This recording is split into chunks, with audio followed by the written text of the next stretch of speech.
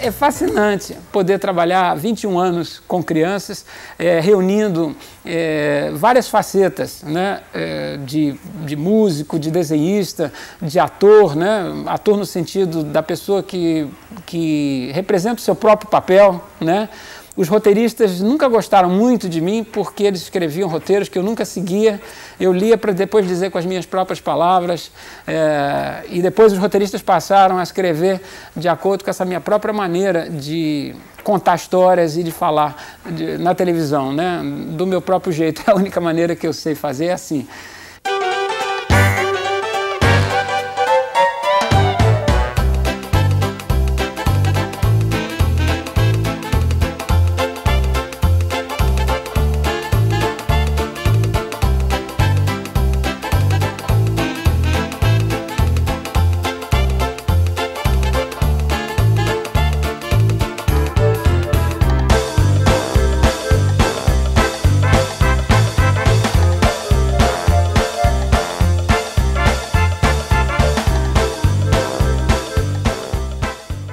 É muito engraçado, eu nunca quis ser uma coisa só, talvez desenhista, mas antes de querer ser desenhista eu queria mesmo ser jornalista, né? O meu pai fazia um jornal, o Jeca, que eu depois continuei, eu colocava o nome do meu pai como fundador do jornal e embaixo eu escrevia diretor, presidente, executivo, atual diretor, redator-chefe, Daniel Azulay, e eu fazia aquele meu jornalzinho, meu sonho era conhecer o Roberto Marinho. Aí meu tio Rubens Amaral foi diretor da Rádio Globo muitos anos, aí ele me arranjou uma oportunidade de levar meu jornalzinho para o Roberto Marinho ver.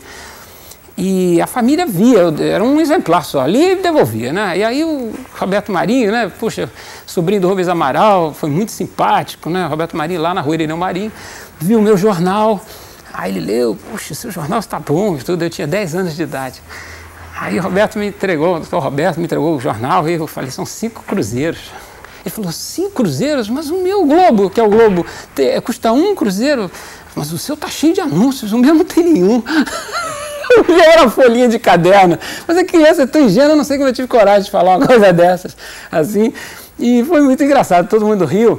E ele não precisou pagar nada, não. Foi só assim, a ideia que eu tinha, de que eu queria que o meu jornal tivesse anúncios também, né?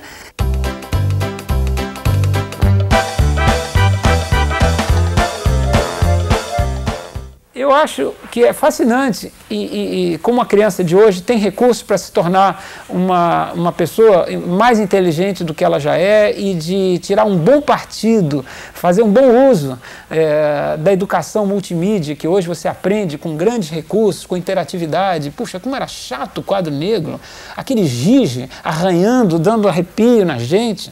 Aquela autoridade que se você não aprender, eu te massacro na prova oral, eu te dou 0, sabe? Isso é uma coisa muito cruel crescer com essa autoridade.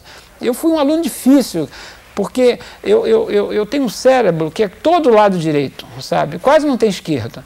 Tudo para mim é contorno e é forma, é estímulo, é intuição.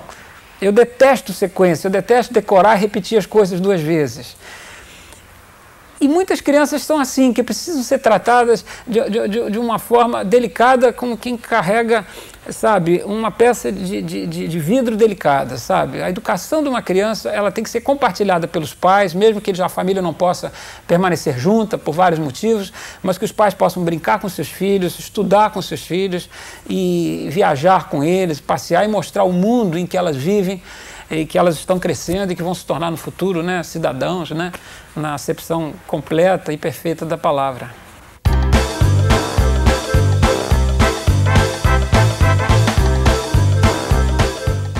Ah, eu tenho meus ídolos. Olha, o Capitão Marvel. Porque pensa que é ídolo só de verdade. Um ídolo de desenho é fantástico, o ídolo de desenho, Ferdinando, né? Multijeff. Bom, aí eu não vou parar mais, né? Eu adoro revistas em quadrinhos, eu vou ficar aqui a vida inteira. Mas o Woody Allen, né? Chaplin, o Walt Disney, puxa vida, uma vida inteira a pessoa consegue fazer e inspirar tantas coisas numa vida. Picasso, Me fascina muito nas personalidades, nos ídolos que eu tenho, o que eles fazem da vida. Se vocês pensarem, todo mundo acorda com o mesmo número de horas para fazer alguma coisa. Da hora que acorda, pode até acordar tarde, trabalhar a noite adentro, mas a vida, ela tem compartimentos iguais para todo mundo. E às vezes até menos, para pessoas que vivem menos e têm que fazer muito e menos tempo ainda e conseguem fazer mais do que aqueles que vivem mais tempo. A pessoa pode fazer a vida inteira vegetando, não fazendo quase nada de forma representativa, passou quase que sem nenhuma razão de ser pela vida, e outro vive pouco e faz tanto, né? Noel Rosa, Chico Buarque, Caetano Gil e as intérpretes, Bethânia, Gal. Puxa, mas a minha lista, Groucho Marx, né? Gershwin, os músicos, Fred Astaire. É muito grande a minha lista de ídolos, mas eu não deixo por pouco, não.